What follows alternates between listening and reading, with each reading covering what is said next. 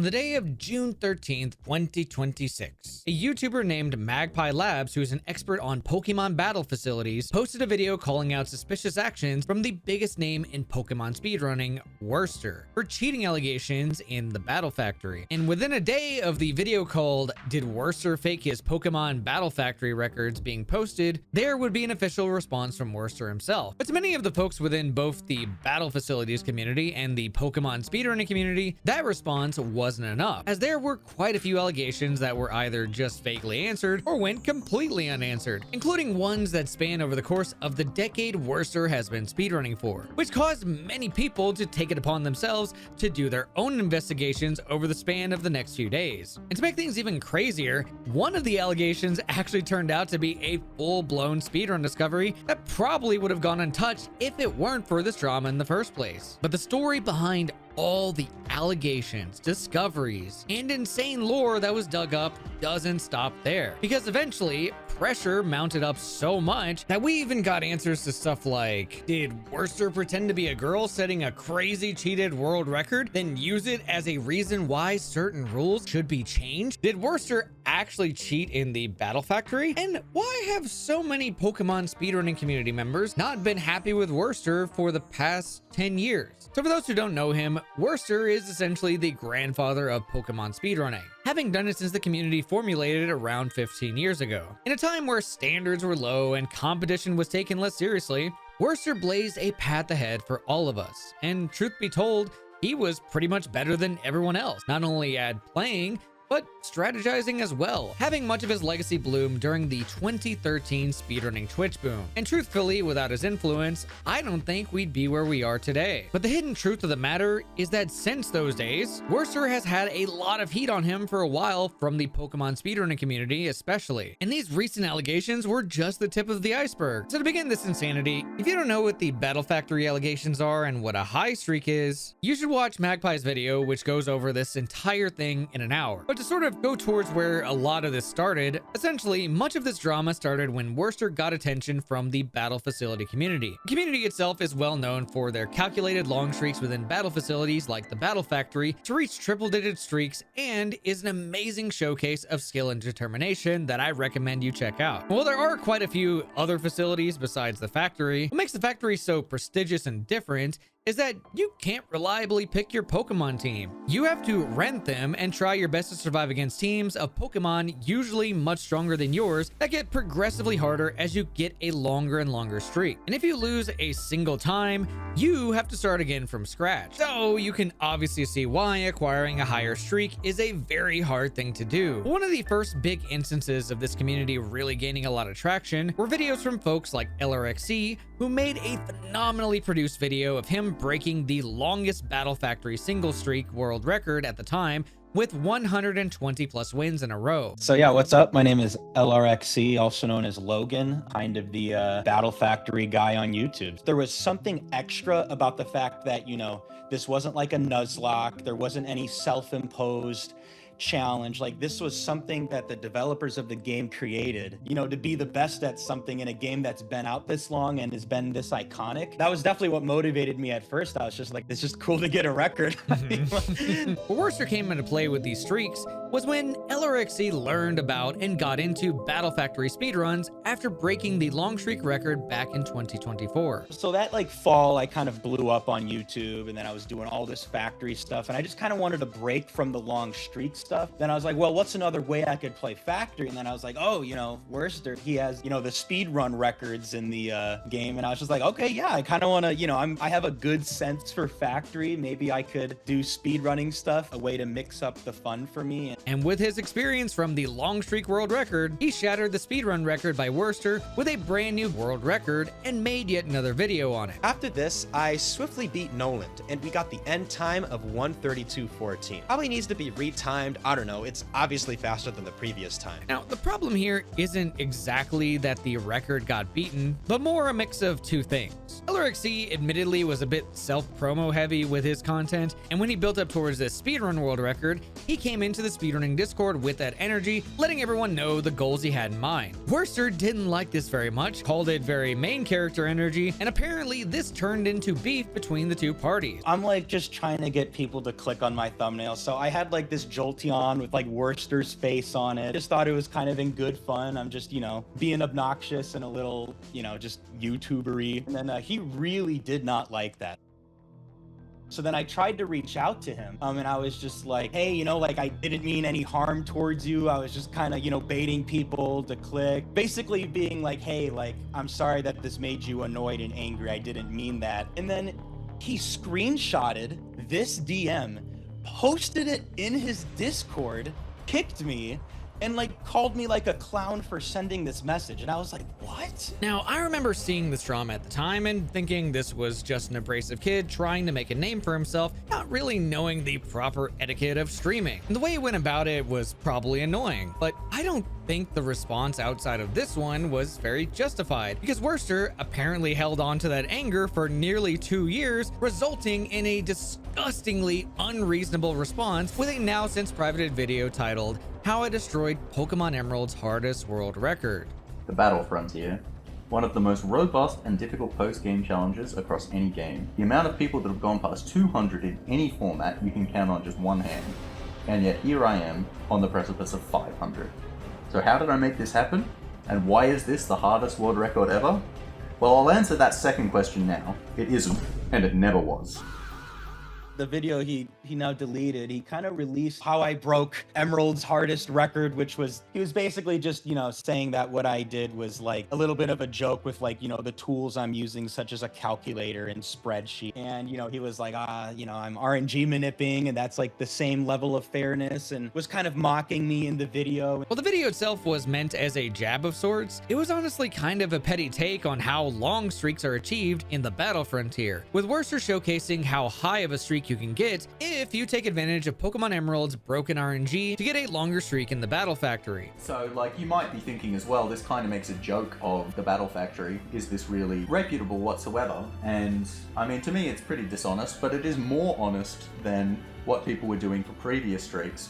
They would be sitting there with a computer telling them all of the possible outcomes and all of the calculations, and basically just following what a computer would tell them. You can agree to disagree on how to play the game, and it's not that big of a deal. That the thing that I thought about that I think is really terrible, I was like a smaller streamer. I mean, this could have completely annihilated me. I'm very lucky that I did have a big following. I did have a big community that could like come to my defense and also just like support me. Like, this is the kind of bullying behavior that could easily squash like smaller viewers and just like totally discourage someone from even trying to do things. And it's just not okay. Like, and by doing this little stunt of a video and beefing with LRXC, it likely brought some pretty unwanted attention to Werster from the Battle Facility community when Werster began to do his own long streak attempts. These attempts spanned from January 23rd, 2024, where Werster racked up quite a few solid long streak attempts in both the singles and doubles Battle Factory. What eventually caught the eye of the long streak community about these runs was the win rate Werster had offline versus online, as he would often just start his stream up out of nowhere with a pretty big streak already built. Now, while I personally understand this completely and have done the same thing, when competition of any kind is involved, it's kind of expected to at least have a recording of some kind of the progression that you did before showing it online. Werster, however, didn't show any footage from his offline to online streak like the most suspicious one, the 212 streak in doubles he achieved in October, and became one of the biggest red flags to folks like Magpie. But given Werster's history in speedrunning over the past 15 years, Magpie chose to give the benefit of the doubt and wait to see if more things popped up past the streak. However,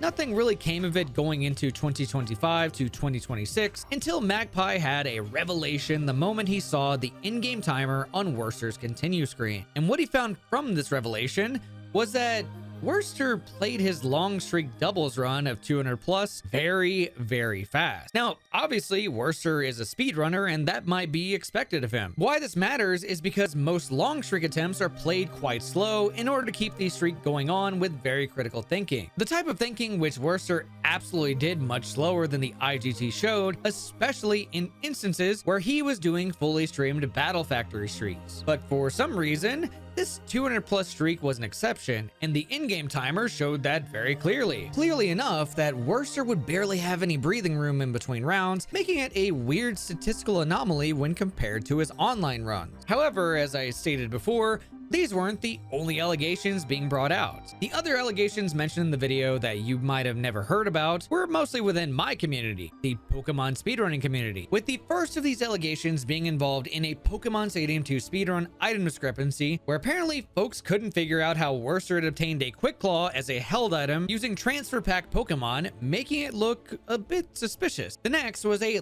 legendary speedrun known as the Pokemon Yellow 155, and was a world record so ridiculous and legendary for its time that it beat the previous world record holder by 3 entire minutes in a week after they had earned it. And the final allegation is what's known as the Sarah Hagen incident. The incident, which starts with an account by the name of Sarah Hagen conveniently showing up claiming a ridiculous world record, which provided fuel for some already heated discussion happening around the Pokemon speedrun leaderboards. But what made Sarah Hagen suspicious is that apparently the techniques they used were known only by a few people at the time of Sarah Hagen's run showing up, with the two main people being Werster and another player I'll get into in a minute. So given this extra context, alongside the community finding out that the video from Sarah Hagen was apparently uploaded from Australia, it was highly believed to be Werster in disguise for years. However, when confronted about this, he apparently never confirmed or denied anything, and so the Sarah Hagen mystery remained just that. A little did we know that over the course of the next few days, much of these mysteries would finally be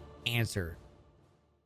3 hours after these allegations were brought publicly by Magpie, people began to flood Werster's community Discord waiting for a response of some way, shape, or form. And to everyone's surprise, he officially responded the morning of June 14th to pretty much everything stated in Magpie's video. To summarize it all, the infamous 212 streak was considered by Werster an experiment where he would mash past the intro super fast, then when the in-game music would hit a certain beat, he would press a button to progress dialogue to see if he would get the same exact Pokemon to appear each time out of pure boredom, and a curiosity on whether this would accidentally result in the same outcomes, given how easily Emerald's RNG can be broken. Now, if you know Emerald well enough, doing this sort of thing with intent screams RNG manipulation. Because this was supposed to have no manipulations used whatsoever, but Werster went into a gray area on purpose, you might question what his motivations here were. Well, it was apparently inspired by the moments where he'd do speedruns and notice similar RNG patterns when he started up around,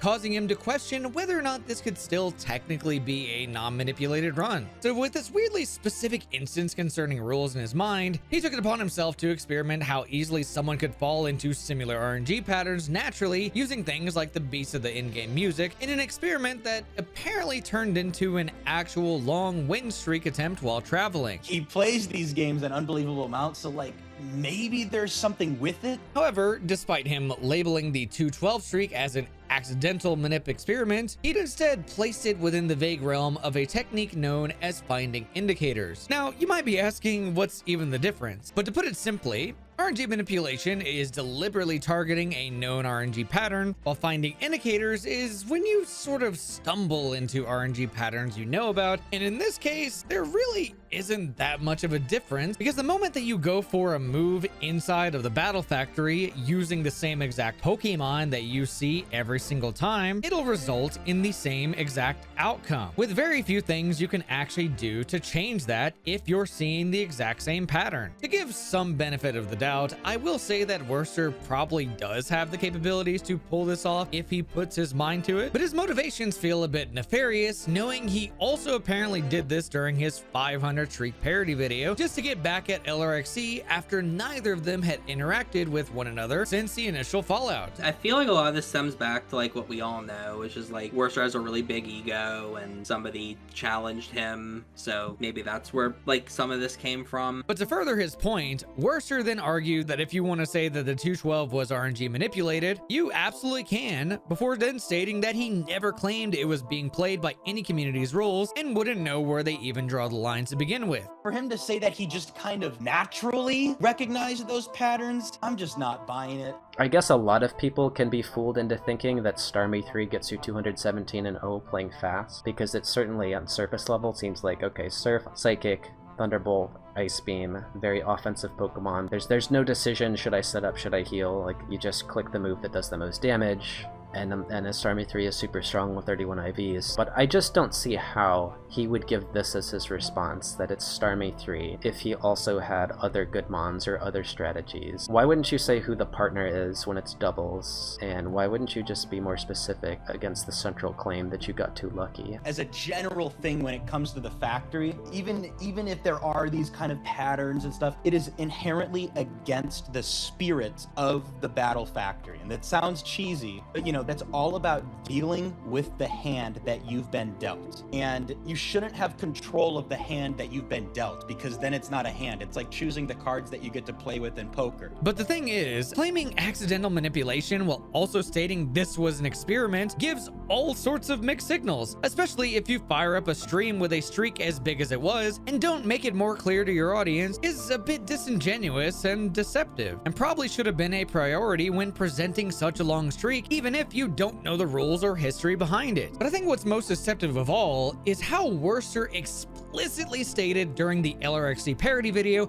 how much he did not use manipulations or any semblance of outside resources in his own parody video. But so I would consider my streaks outside of this 500 one as kind of like my personal progression, which I do without, you know, any calculators, any spreadsheets, any minutes. So that 104, I think it was 95 that I had in 50 singles, and then the big 201 in open doubles. His next response, however, gets somewhat contradicted by another thing I noticed, as he commented towards the in-game timer discrepancies in Magpie's video that showed he played too fast to actually get a streak that long with any sort of critical thinking, adding that by with good consistent Pokemon, without animations, and without an audience to explain his line of thinking, everything would naturally be played out a lot faster. However, before starting up this stream, Werster had battle animations on beforehand, but given how much Werster has commented on how bad his memory is, why would he suddenly remember to turn those battle animations back on before streaming the attempt? No, I haven't been holding on for years. I just kept doing this streak when I've been traveling. And so I went off to see family during Christmas. Got it over 200 and I was like, alright, let's do it on stream. I'm probably not going to be doing any traveling for a while as well. But you know, I've been going on a few planes, on a few trains, on a few buses, so... Unfortunately though, there's no way to prove anything really happened unless Werster admitted it or edited his file or footage in some way, shape, or form. His defense was, and I quote, "I'm really sure I never booted the save back in and just kept winning. That's my honest recollection and I'm so sure of it. But I can't deny the possibility that perhaps I am mistaken and that memory is false." That was his defense.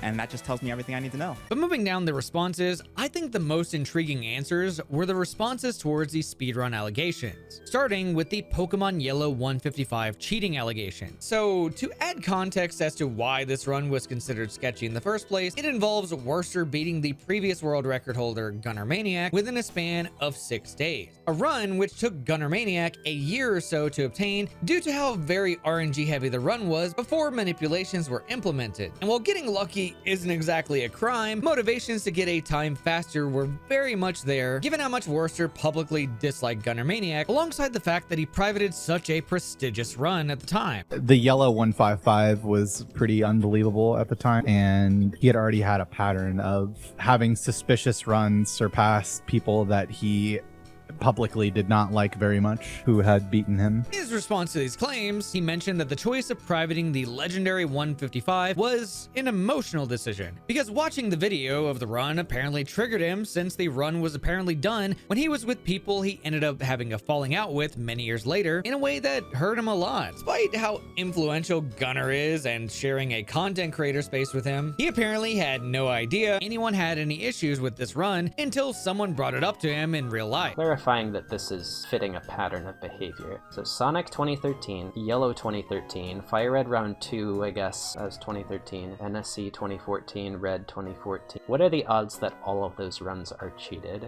If one of them isn't cheated, then that's kind of new evidence that goes against the theory that we have about him being a serial cheater. Finally, when it came to the Pokemon Stadium 2 allegations, he was quite thrilled to see this be put in the video because he wanted more eyes on it since he wasn't able to figure it out on his own. So, in the middle of this crazy crowd going rampant in Werster's Discord, were a couple people trying their best to just talk about and figure out this speedrun discovery in Pokemon Stadium 2. So, apparently, the way this worked was when you trade a Pokemon from Gen 2 to Gen Gen 1, the data structure used to memorize the Pokemon's catch rate got repurposed to memorize a held item when trading back to Gen 2, since the feature to hold on to items didn't exist in Gen 1. And it seemed that something weird was happening with Werster's copy of Stadium 2 when using certain Pokemon for a category that used the transfer pack, as it was apparently out of the norm for Nidoking to have a Quick Claw, leading people to suspect something fishy might be going on. But it turns out that having items inside of your PC also has an effect on this list of available held items. So if you, for example,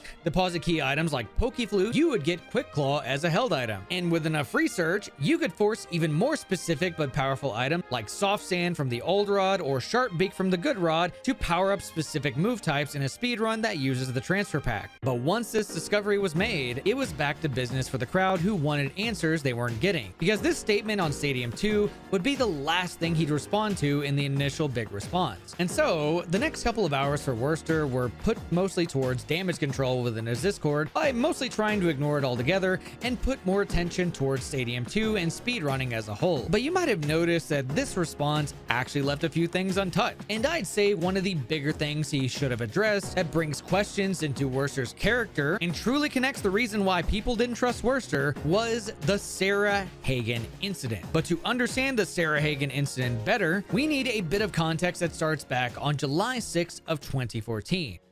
Back in those days, the Pokemon speedrunning community didn't have a Discord, and so everything was posted to the newly created Pokemon speedrunning forums, where anyone and everyone interested in Pokemon speedruns could gather and talk about their runs and cool categories. But on this particular date, we would see one of the first but extremely rare instances of someone allegedly cheating in a Pokemon speedrun. I'm pretty sure this whole thing happened like during like finals week or something. So we were all in school and we were all busy, and someone posted about cheating. I will say, like, the main people calling out for cheating were like pretty aggressive about it, which made the admins want to look into this even less. Who did the cheating is not relevant, nor are the details of the case being made against said cheater. But the fact is that this is where tension and skepticism was beginning to build for the community, leading up to what I think is the most pivotal moment in Pokemon speedrun history. Hello everyone, my name's Charlie, and this is a glitchless speedrun of Pokemon Red in 1 hour and 50 minutes, which is currently the world record. This is a Pokemon speedrunning legend known as Exarian, and to this very day, he is considered to be one of, if not the greatest Pokemon speedrunner to ever perform a speedrun in our community. And his introduction to our little growing community at the time was a forum post on July 17th, 2014, claiming that he beat the world record for what was probably the hardest, most popular Pokemon speedrun to beat at the time, Pokemon Red 80% glitchless, beating Werster's time by a single minute. And so the reason this was suspicious is because Exarian seemingly came out of nowhere with these claims, never streamed a single time, had played the game on emulator, and the entire run that was submitted had post commentary on it. All the signs which point to what could have been a speedrunner trying to cheat their way to a world record. I remember watching the run and thinking, dude, Montebank did a run and had his like roommate do commentary over it. That's what I thought initially. I was like, this idiot is like just being stupid right now. And then like later on, like, oh, Exarian's like a different person. And then, you know, Exarian stuck around in the community. That was a very easy way to, you know, prove that you were legit. But in the current year, we know that this run was without a doubt legitimate, and Exarian would go to prove himself beyond a shadow of a doubt by revolutionizing every Pokemon game and category he touched with creative strategies, handwritten guides, and world records that grew the community to what it is today. But at this very moment in 2014, Exarian wasn't an established community member, and what he didn't know was that the community was on high alert given the cheating allegations from a few days ago. And where this came to a close was a post by Werster called "Remove All Emulated Runs from Leaderboard," where Werster had enough of all the suspicions and bickering, was too tired to read through all the commotion, and felt as though emulated runs being accepted as legitimate in the community was ultimately a bad thing. And one of the big red flags, I think, in this post was how he admitted that he hadn't even watched the Red 150 run by Exarian,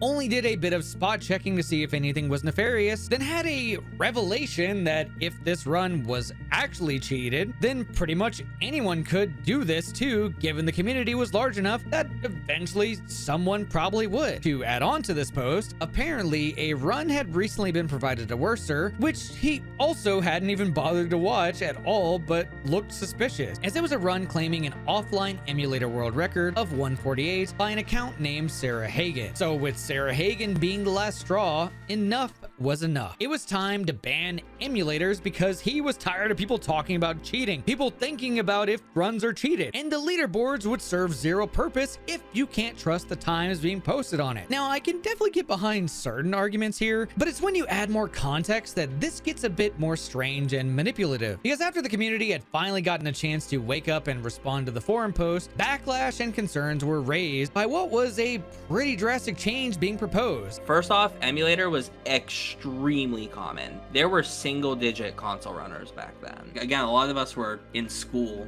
and it's like, you know, $300 back then to buy the entire setup. That's definitely a lot. Like, I would lay in my bed with my laptop on my lap. I would play on emulator because everyone did back then.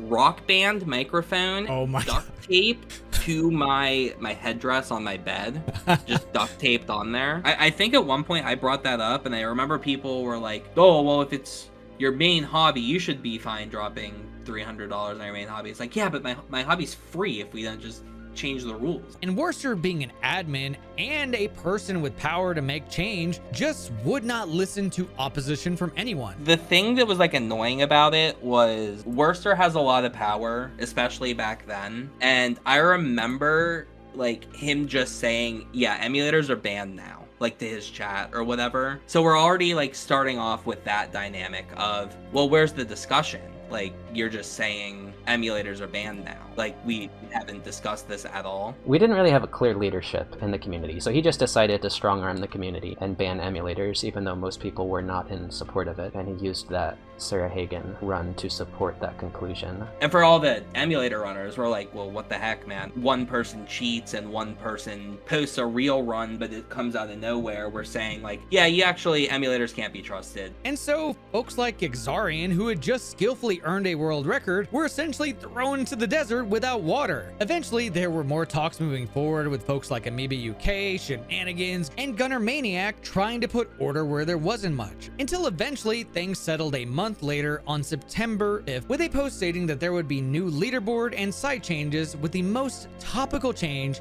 being that speedruns on emulator could no longer hold the world record. And quite conveniently, the fastest console time and new world record defaulted to a time held by Werster, with a randomly performed 1 hour and 54-minute time on console. And for some reason, this video was also suspiciously privated, with the only existing footage being within SummoningSalt's world record progression video on Pokemon Red. Later, this would be beaten and reobtained by Exarian, but the damage here, whether people knew it or not, was already done by Werster himself, because what people didn't fully know was who in the world was Sarah Hagen. Well, after 12 long years of Sarah Hagen memes being thrown around, the mystery would finally be revealed by Werster himself the next day on June 15th, 2026. This second set of confessions revealed a few things. Firstly, Werster outright admitted to being Sarah Hagen to secretly force his viewpoint at the time in a way that, in his eyes, was kind of obvious that it was him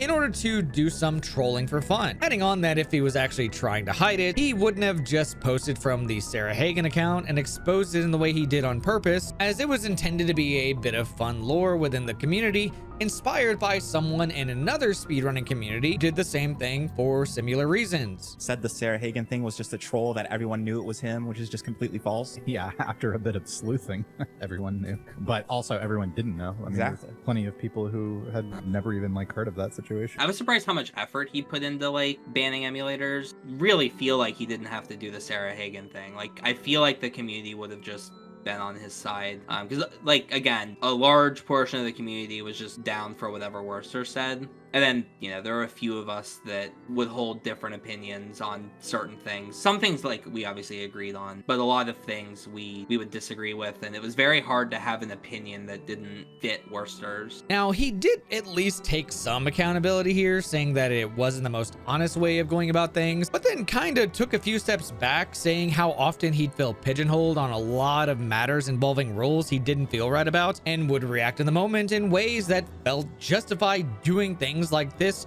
when rules he didn't care about surfaced. Moving further down is so much rambling that felt like he wanted pity from his own community, as he kept going on and on about how much he doesn't want to care about other people's rules, how it doesn't bring out the best in him, and that he'd probably just be happier going into his own little bubble at the end of the day. Now, you might have noticed that not a single apology was written throughout this whole thing, and that he just wants to move on doing his thing and not really take a big moment to fully address accountability for all his actions. And that behavior is kind of reinforced a bit whenever we read responses concerning the Battle Factory drama. And his response to like all of this was just to be like, okay, I misrepresented this streak, I won't do it again. And then he just like doesn't want to talk about it anymore, and that's it. But like it's just much more than that, and he's just ignoring the rest. And his response to people trying to bring it up is to, well, he banned me from his Discord, so like no apology or anything. For context, people wanted proof on how Werster was able to naturally come across these RNG patterns in his experiment, because getting a streak that high in doubles is kind of ridiculous with a set like Starmie 3 when it's mostly just good in singles. So in response to that, he said there's no chance he's gonna make a video, that he's not gonna engage with those people, and that it doesn't matter to him at all because he said everything he needed to say from his perspective, as he came to a conclusion on manipulative stuff, and that he developed a really robust way to force his viewpoint and a way to start taking steps to make his speedruns feel legitimate in his eyes, and that all he wanted was to interact with more people who were doing research on things that he cared about, like Pokemon Stadium 2, not the people who were doing research into any sort of Emerald Factory stuff at all, because talking about it didn't make him happy and made him quite upset. But once again, he did at least give us some kind of closure with things like if he used backup saves for any of this, and the answer was surprisingly yes. However, he states it was only used for the sake of research to see if draft trainer patterns could be spotted, and never actually reloaded the saves that he grabbed because he naturally kept winning, and became one of the biggest reasons why he felt like him winning like this legitimized the run, likely enough to outright stream it and call it a high streak run. What kind of confused me though is how he then goes on to compare this to some old Sonic drama from when he was a teenager being called out for cheating when he set a Sonic world record that seemed pretty ridiculous. I won't go into that drama because it's really none of my business, but what's important here is that he was sure that he set that world record on console, but can't deny the possibility that perhaps he was mistaken and that the memory was false, and that maybe it could apply to the Battle Factory situation as well, because he was very sure he didn't boot the save back in and that this was his honest to god recollection of the whole thing, but can't deny the possibility that he could be mistaken and that this could be a false memory. I did see screenshots from others who confirmed that he confessed to being Sarah Hagen, confessed to backing up saves and not remembering whether he save scummed. Yeah. Most people believed that he just was very manipulative and dishonest, lied to people, and then cheated by using RNG manipulation. But now he's basically admitted to cheating by save scumming, which is worse. Now, personally, I don't really know what to make of this as someone who also has memory problems, but mine come from having ADHD. What I can comment on though is that people still weren't happy with Werster, considering how much he seemed to be dodging accountability, wanting to get back to what he was doing, and not give a single proper apology. What didn't help in this moment were people pushing away the need for accountability, for bringing up how old things like the Sarah Hagen drama was, and that it shouldn't have as much weight. But folks like PokeGuy put it best, because this wasn't just a silly 13-year-old drama. It was a pattern. And it was hard not to feel suspicious about some of the other runs that were achieved back in the day, and that the people who were directly affected by Sarah Hagen didn't see this as a troll. They saw it as nefarious and proof of what Werster was capable of doing, which is forming a fake speedrun when he didn't get his way. Overall, it seems as though Werster's behavior hasn't really changed much, especially when we consider the Battle Factory drama involving LRXC and the way he got revenge on him using a fake streak. You begin to wonder if he'd be willing to do that against someone he didn't like in speedrunning as well. Here's another one that people don't really talk about. He got the NFC record also way faster than he should have. Because, like, that was also weird to me, was how quickly he got that. Because that run has, like, a 1 in, like, 300 chance success rate. I think he got it on his 4th run. He did, like, 4 total attempts. To tack on a little bit of extra context as well, one of the things that make this run very mysterious is not only was this run also privated, much like the yellow 155, but it had a very weird post-commentary vibe to it, as if he had already performed the run and was showcasing it to an audience as if it were live. And this uses real time, which ends about now.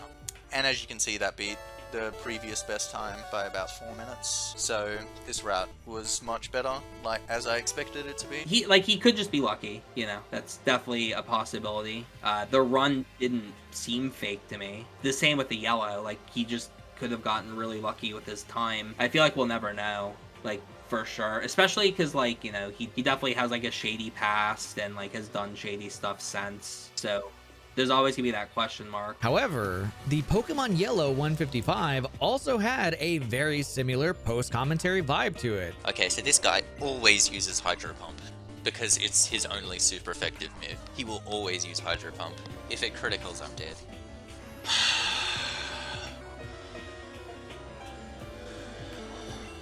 Alright. You know, I don't think Dragonair is going to kill with Hyper Beam. My notes say it does 60. No. Dude, he's just going to use Slam. Dude. Please don't kill me. Please don't. But to sort of bring this home and prove that Werster's behavior hasn't changed as much as some people would like to believe, it's with something I was only made aware of a bit before I was going to initially post this video that I think brings Werster's character closer to what it was 10 years ago than the actions he took towards a community he barely had any involvement in, but still clearly wanted control and order of some kind towards things he could not bring himself to agree with. For this instance, the year is 2016, 2 years after emulators had been banned from being able to hold the world record in Pokemon. While technology had definitely improved a good amount to the point where Nintendo DS capture cards existed, owning one was still a problem for the Pokemon Mystery Dungeon speedrunning community, a community that was still kind of budding from the years 2014 to 2016. My name is Halkry. I started speedrunning Pokemon games specifically in June of 2014. It was inspired by Werster's 3-12-11 Red Rescue Team run, just because it happened to pop up in my feed. That was the only run he did for a long time. And then,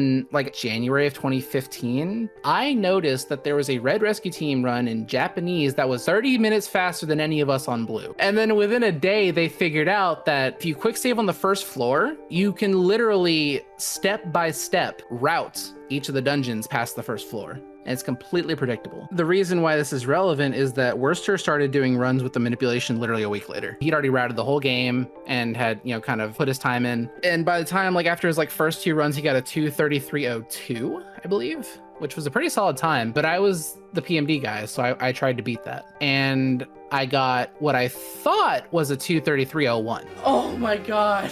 Yeah, I got it by 1 second. And I was really excited, so I just submitted it and verified it, because back then we self-verified. It was really terrible. We don't do that anymore. But then Werster goes and actually watches my run, and it turns out I split half a second early for the final split. So actually I had tied him. And then after that, we had the leaderboard change, because we had to discuss what we were going to do about like splitting the leaderboard between playing with the quick save manipulation and playing without it. And we had voted to split the boards. So that's exactly what I did, you know, as the leaderboard mod. And there were some people that were very unhappy about it. And unsurprisingly, Werster was one of those people. But this situation wouldn't be the end of the drama for the PMD speedrunning community. For context, the PMD speedrunning community was having trouble enforcing a rule that trickled down from the emulator ban 2 years ago. I understand why it was 100% focused on the Gen 1 community, because that's where it started, and that's why it was the way it was. But there's a lot of stories out there, I'm sure, about the lingering aftershock effects of other communities. And one community that was affected was Pokemon Mystery Dungeon. Because with Pokemon Mystery Dungeon expanding into even more games, a problem was that there were folks that did not have a Nintendo DS capture card at the time, but still wanted to speedrun the Pokemon Mystery Dungeon games. With the main rule being that if you wanted to submit an emulated speedrun, you had to capture the entire border of the emulator. And in the year 2016, the only way to do that with the best known emulator for DS games being Desmume, you would have to use what's known as monitor capture and painstakingly cut out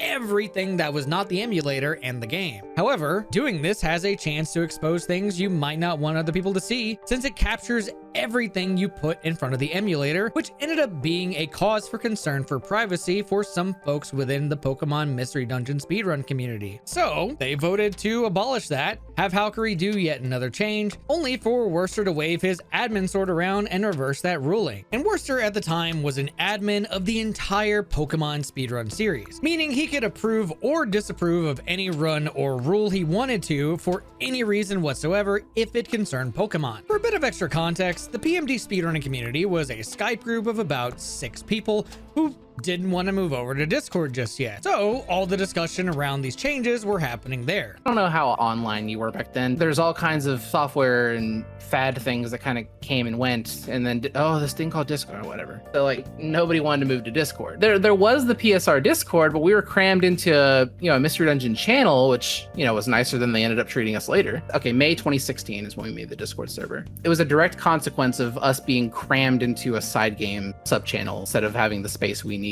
as a series. So it was just like one channel for all the games, right? One channel for all the PMD games, but then they took that away from us and put us in there with Ranger and Typing Adventure, like just a bunch of nonsense. Like not to say those games are nonsense, but it's nonsense that we are all meant to coexist and talk over each other, because threads didn't exist back then. We were just all supposed to just talk over each other in this one tiny channel. It felt a little bit disrespectful, because like no disrespect to the Pokemon TCG Game Boy runners, but like that's not the biggest spin-off this series had. It felt like there was Gen 1 through 3 blinders on, like when deciding what to cram into those channels. They claimed that they cleaned up the least active channels, but that does not make any sense to me. I think it was just, housekeeping for what they wanted to display. But then obviously he comes in and says, oh, why wasn't this posted in the Discord? Whoa, you guys are doing awful things. And because I was the one that made the change and I defended myself, I said, no, we discussed it here and we voted on it here and I made the changes based on the results of the vote. But he didn't like that I didn't really consult the main series mods. So I was actually removed as a moderator of Pokemon Mystery Dungeon, even though I was like democratically elected by our community to be a leaderboard mod. But either way, this put Valkyrie on Werster's bad side. And to quote someone within the Pokemon speedrunning community, when you're on Werster's bad side, you'll probably always be there. However,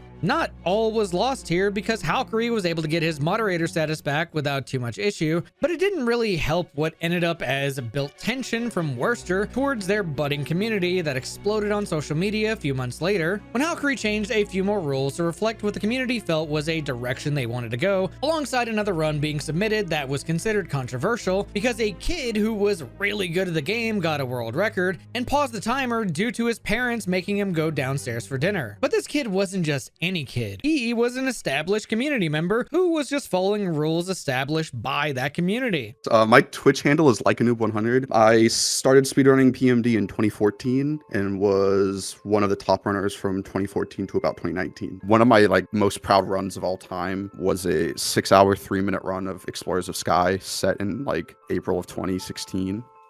And I was very proud of that run because it was 20 or 30 minutes ahead of the second place and my own time. A lot of my peers, like Valkyrie, all of them were saying that this is the magnum opus of Sky speedrunning for these strats. It would be very hard to beat this time unless we overhaul the entire route. The only blemish on this run was that I was 16 at the time. So when about 4 hours into the run, my parents blew open my bedroom door and told me, I haven't seen you all day. You need to go downstairs and eat dinner now. You have no say in this. So because all of us were kind of around that same age and all had similar experiences with a 6-hour run, there was this unwritten rule of close your DS. It perfectly freeze frames your DS. We should be able to perfectly pause the game by doing this. And if you need to step away for a little bit because you have to go to the bathroom or some real life stuff to deal with, we're gonna review it a little more scrutinally, but we're probably gonna still accept it as the pause time because we're here to log our own runs, and we're not gonna assert, oh, you need to sit in front of your computer for 6 hours straight. Especially back in the day, that's fine. But because I was American and I finished that run at midnight, and I was so excited to get that run done, I immediately exported it and uploaded it and submitted it at PSR and went to bed. And if you look at your time zones, who is the next mod to be awake if I'm submitting a time at 1 a.m., 2 a.m. EST? And of course that would be Werster, right? He went and opened it, no context of how the community worked, and looked at me pausing my timer for 15 minutes and said, I'm retiming this. Why would you submit it this way? You're a mod, you should know better. And I didn't really respond to him that well. I was like, if you knew the context of our actual community, you know that like something like this is okay. I've had runs that had this exact thing happen to me and be submitted perfectly fine. And then he was like, that's not how this works. That's not how speedrunning works, yada, yada, yada. And then tweeted a thing to his Twitter community and was basically like framing it in a way that was like, this guy's ridiculous, right? And like you can see, like my response was, you only tell half the story. And it's funny that we talk about abuse of power, because I literally type, you quote unquote abuse your power, because you're the only one in the community that doesn't agree with this. It's just like another point in the idea of like, you're so disconnected from the community, but you're still trying to take your power that you think you have and apply it to this community to keep what you think is appropriate going, instead of like letting communities do their own thing. And I mean, I think that's a perfect example of like, he just, from my understanding of him, he just tried to do that everywhere he could, everywhere which he had reach and power, he would try to overreach that. And with how much Valkyrie had dealt with such a heavy hand by Werster, he figured enough was enough and proceeded to message Werster himself to find a way to deal with this civilly and see if there was any way in Werster's eyes that he himself could improve. And the response he got was one of the most disgusting, but honestly not too surprising of a response I've ever seen from Werster. So like, I think it was the next day, I went to Lightnator, who was a site admin of SRC at the time. And I actually like explained the whole situation to him and said, you know, I'm a community figure in this game. We're kind of under the umbrella of Pokemon, but I have people that can vouch for me. Like, you know, I know what I'm talking about, I know what I'm doing. I was removed by this guy that doesn't really like me that much. And I was added back as a super moderator. So that kind of backfired for him. Following this ridiculous response, Valkyrie still tried his best to settle things himself as a moderator, representing the true community by giving in to Werster's demands of finally being in a Discord instead of Skype. But as Valkyrie sent him a link to the new Discord a few hours later, telling him that there was yet another big discussion happening on that monitor capture privacy risk I talked about earlier, only for Werster to respond unreasonably yet again on something that could have been handled simply and civilly. But instead, he stated he couldn't be bothered to deal with idiots, and he was surprised they even consider themselves Pokemon games. How long did like things persist like that with Werster before you became a super mod? Like did it build up to the point where you would say like that reaction was like reasonable in any shape or form? I can't say that I really did anything that really would have deserved that reaction. Besides being just an annoying 17-year-old kid, like, you know, which we all were. You know, I feel like I personally took a lot longer to mature than other people would have at 17, but still, like, you know, I've got a lot of energy. I'm, you know, excited. He's such a like superstar in the Pokemon community and always has been ever since I've been kind of spectating, even back to when I was watching runs on Speed Demos Archive. Like, he's just such a fixture of the game. So it's kind of, you know, it's intimidating to, you know, interact with him. And then when he tells you you're stupid, it kind of hurts your feelings. And then I guess when the Pokemon speedrunning Discord was made, he just ignored the Skype group because he just figured everyone would come over, because they made a place for us, but we were just still on Skype, and he didn't go back to Skype until he was pissed off that we made a change and wanted to kind of tongue lash us for it. After all this, Valkyrie ended up reaching out to someone above Werster directly from speedrun.com at the time in order to get Werster removed as a PMD moderator. And from that day forward, the community thrived on its own to become one of, if not the biggest Pokemon speedrun servers to ever exist. And Werster would proceed to never do another Pokemon Mystery Dungeon speedrun. It's my opinion now, like, I don't know Werster personally. Like, I've interacted with him. I've been on a call with him before, but from what I experienced with him, he does read to me as like a massive control freak, and just can't stand the idea of control slipping from his grasp. He seemed like he fed a lot of his personality or worth into like controlling these narratives or like having the final say over everything. I think he's kind of got like a big ego. I don't think this is like a surprise to anyone. I think he thinks he has to be the best at things, and that's not always the case. It kind of, in a way, makes sense that he, like, you know, found all those manips and really loved manips. Was like, you know, because he gets to control everything in that case. That's crazy. You know, no more nonsense. So with all that said, you might have noticed a lot of similarities from 2013 to 2016 compared to 2025. Like calling out someone way younger than you publicly in a way that was ridiculously overblown, unnecessary, and likely scarring to their future. Making a video to nefariously prove a point or get your way. And finally, ignoring people and rules you don't care for in a way that hurt a lot of people. To give benefit of the doubt, a thing to consider in this argument that I think is valid to at least think about is if Werster not officially submitting his 212 streak or the Sarah Hagen run to the leaderboards of their respective community actually matters. But I, like many others, think that while it's decent of him to do so, we shouldn't forget about the intent behind the creation of those runs, as the 212 was considered an official streak by Werster standards, even if he wasn't playing by a community's rules, as well as an RNG abuse experiment at the same exact time that he presented to an audience without that context. And the Sarah Hagen run, which was considered a world record with its video title and comments directly from Sarah Hagen, aka Werster, ended up being fuel to win an argument entirely created by and forced to follow by Werster. And if you think that the fact that he didn't submit these runs erases that intent, especially when he hasn't properly apologized, then I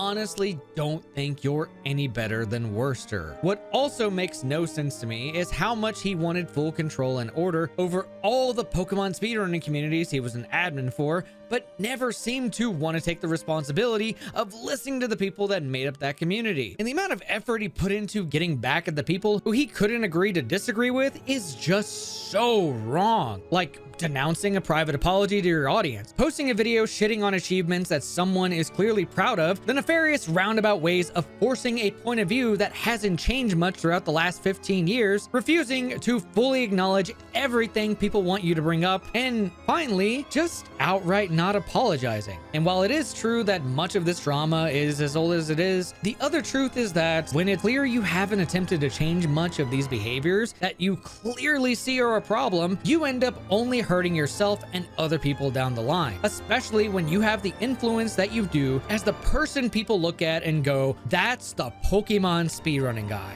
I am inspired by him.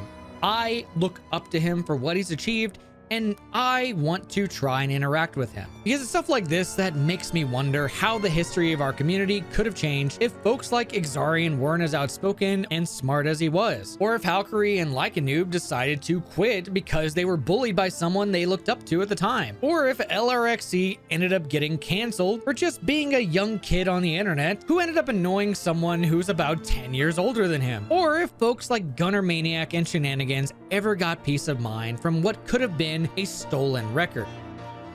The thing that's kind of like always unfair with these like cheating things, it always detracts away from like the person who's second place or whatever. Like it's so sad for Gunner to have like, you know, a major accomplishment potentially be cheated to be beaten so quickly and so easily. So I always feel bad for like the second placer. It's not like we all just fall in love with Werster and he betrays us, but I think we all have given him a chance. My first impression of Werster was a positive one. I loved watching his old Red attempts. I don't want to say I connected with him socially, personally, but I liked his content. I liked what he did for the community. I thought it was a good balance with like Extra Tricky and Montebank and how they approached runs. I thought Werster was a step above them. He was better because he was serious about the game, and that was healthy to push the community toward better times, better routes. Yes, you know, I had the negative impression about, you know, his stubbornness toward the Squirtle route, but eventually he saw the light, he ran Nidoran, he beat everyone else with the Nidoran route. He was the best, he was entertaining, he wasn't a perfect person, but overall I had a positive impression until he came after me for a legitimate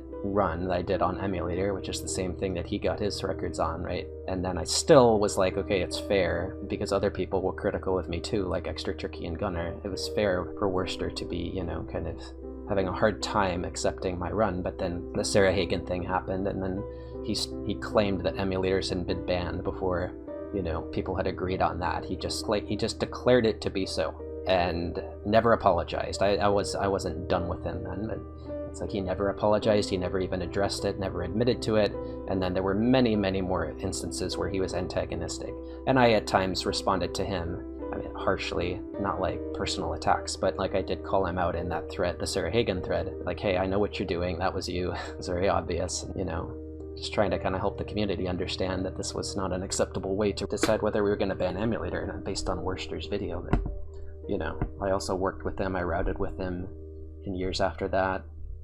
And then, you know, it just continued, right? Like the antagonistic behavior about using tools, such as the tools that I used to beat him in all gold symbols, you know, and like I was never dismissive of his skill and his runs.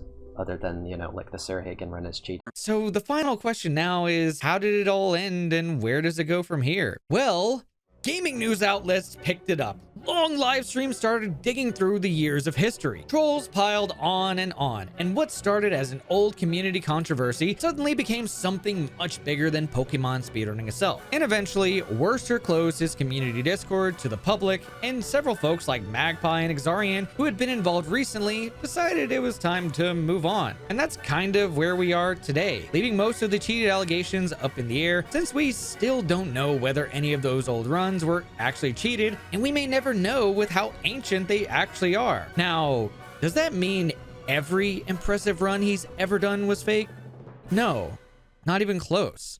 But once people know someone's capable of pulling something like that off, it's hard not to look back at some of their biggest accomplishments through a different lens. And I think the biggest thing we can judge for now, the way everything was handled. Magpie did things extremely professionally. Zarian had his own flair and silliness and good fun, and I think he deserves it after all the stuff that was thrown at him. Valkyrie, Lycanoob, and the PMD speedrunning community have since moved on with some battle scars, but came out with a pretty thriving community. Gunner and Pokeguy aren't happy, but it's hard to know if things will change. And Shen and LRXC are always just going to go back to doing their thing. But apparently, so is Werster, who went back to streaming a few days ago before this video was uploaded and just kinda wants to be left alone to his own community. And in a way, I think that's kind of sad, because I still think a genuine apology from Werster would go a long way, because if you do a single Control F, you won't find a single sorry anywhere. And more than anything, I hope the people who were affected by incidents like Sarhagen or the battle facility controversies are able to find some closure if they need it. But there's one thing I want to end on. It's to not let the sketchy legacy of one Pokemon speedrunner, who I hope learns from this, tarnish what the Pokemon speedrunning community has accomplished over the years. And honestly,